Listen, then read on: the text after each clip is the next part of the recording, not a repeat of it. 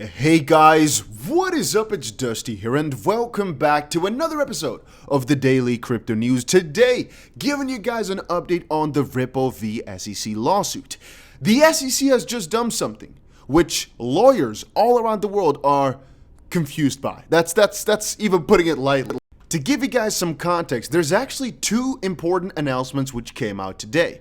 So we can see our first one is this right here. The parties, right, Ripple and the SEC, filed a request for a briefing schedule for this is going to get difficult a little bit, for motions to seal parts of their responses to each other's motions to exclude expert testimony. This means everything will be filed and remain under seal until Judge Torres sorts it out. The keywords here are briefing schedule, which stands for, hey, let's set a schedule up for you filed this, and then on this specific date you do that.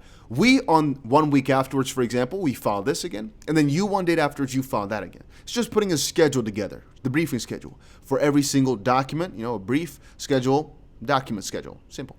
For motions to seal, a motion to seal is basically a request to hide stuff, parts of their responses to each other's motions to exclude expert testimony. This exclude expert testimony, as far as I know, has to do with the fact that the SEC had an expert which had some really strange opinion. The expert basically says, hey, this and that are the reasons that XRP holders buy XRP. And, well, the expert, in that sense, did not really have the same opinion as us XRP holders. So John Dean wanted to come in and whatnot, but that's for a different day. So this whole document is basically to put a new schedule together to get further on that matter. Trivial, but not that crazy, not that important. What is important though, is that if you're enjoying these daily crypto videos, you press that like button. Or if you don't, maybe you like money. Maybe you like that. I'm doing a $10,000 giveaway right now. All you have to do, simple as that, is go to the description of this video and check out the first link. It's going to be a gleam. It says right here about 4.5 thousand entries. Now that means that about 400 people or so have already entered, and there's going to be about 10 different winners. Go to the link, check it out for yourself. You only have to do one, but the more you do, the merrier for yourself, I'd say, because that means you have a higher chance to win. Check it out. A link is down below, and let's move on. So here is where things get a little bit more confusing, important, crazy, strange.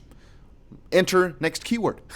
The SEC has filed a one-line response to Ripple defendants' efforts to enforce Judge Netburn's ruling on authentication of videos of SEC official remarks.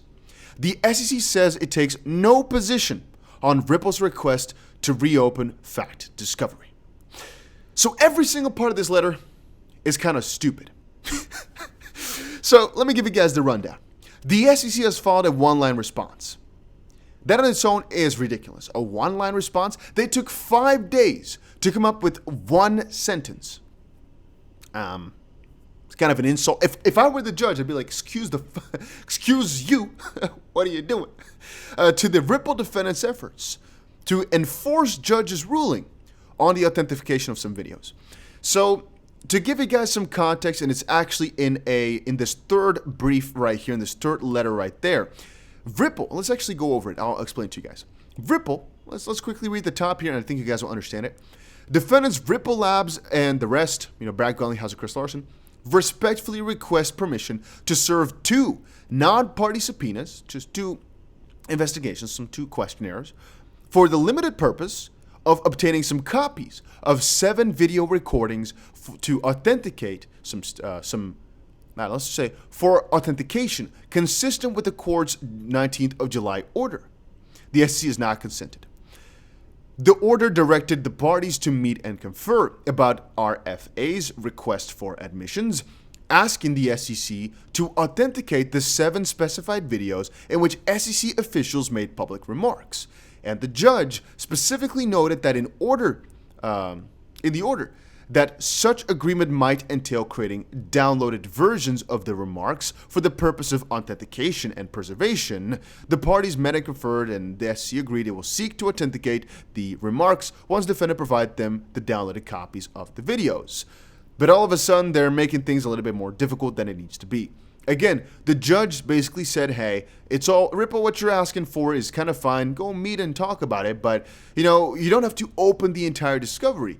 If you want to verify that these people are real, yeah, it's a usual thing or a normal thing. I have to give a little bit of extra additional context here. So what happened a little while ago is Ripple had a set of RFAs. RFAs are requests for admissions, which are basically just simple way questions. They basically had a whole list of questions. Now, questions are about a whole set of different topics, right? Here you can see the exact numbers of questions though, and even though I'm not going to pop them up for you, I remember a couple of them. And so what we saw a little while ago is Ripple asked this specific question.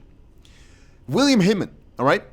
Is this you in the video that we have of you, basically? Because it's obvious. It's an interview done where William Hinman was kind of noted. You can see him sitting. You can hear him talking. They basically said, confirm this is you. You know what the SEC said? Don't laugh, please. Nah, we can't do that. We can't confirm that's him.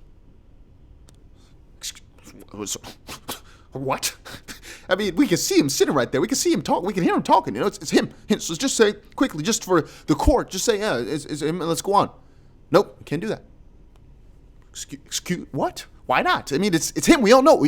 I know. We can see him sitting there. It's like, for example, with Donald Trump. You can see him sitting there talking. It's like, no, let's say it's him. What are we doing? But that's only part of why it's so crazy. The one-liner is kind of crazy. The fact they're okay, actually, James had a good word for it that I couldn't even use. The SEC has filed a one-line response to the Ripple defendants' efforts to enforce the judge's ruling authentication of videos of SEC remarks. The SEC says it takes no position on Ripple's request to reopen fact discovery. As Ripple stated in the original request, the subpoenas Ripple seeks permission to serve are not a reopening of discovery, but relate back to RFAs Ripple served before the end of fact discovery, and which are needed to effectuate the judge's net burn order.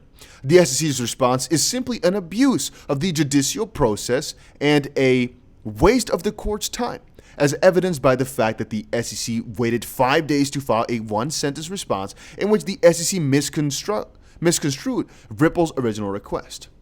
This is crazy. Ashley says it right there. No surprise the response was filed by Pascal, the attorney who infamously failed to convince the judge about the SEC's attorney-client privilege argument on July 7th. To any person with even the tiniest understanding of law, this reply is simply an insult to the court, and we're basically seeing that on every part. Jeremy Hogan is also saying, I'm at a loss on this one-sentence reply brief. My instinct is that the attorney realized how bad she would look if she actually tried to argue with the SEC, trying to argue the SEC's position, and so she took the easy way out. I think it's fair to say the lawyering from the SEC has been strange recently. And indeed, it's pretty crazy. Even Anders said, is the SEC crumbling from within? And a couple of other parties were also saying, like, this is literally looking as if it's just the SEC just falling out. It's just them completely giving up or something. Are they trying to lose on purpose? Is it something like that? Is it really what's happening right here? It is so crazy for me to watch this. It's a clown show in the easiest way to phrase it. I don't know what else to tell you guys. It's just one funny piece of business. But I guess the more crazy it gets, the more fun from a certain perspective. I think the judge is going to see right through a lot of this stuff. Not so sure why the judge is allowing for all this circus, but hey, maybe she's also looking for some entertainment, Maybe she wants to kind of keep the SEC on the line, just seeing how crazy they can get before the heavy investigation is going to ensue or something like that. Maybe the judge also knows the SEC has to be investigated for all this shenanigans, and she kind of wants to help out. XP is trending though. Maybe that's a positive thing. Crazy. Having said that, guys, if you're enjoying these videos and you would like more updates, make sure you press that like button and subscribe to the channel. And I'll definitely see you guys again in another one. This is crazy though, but I'm out. Peace.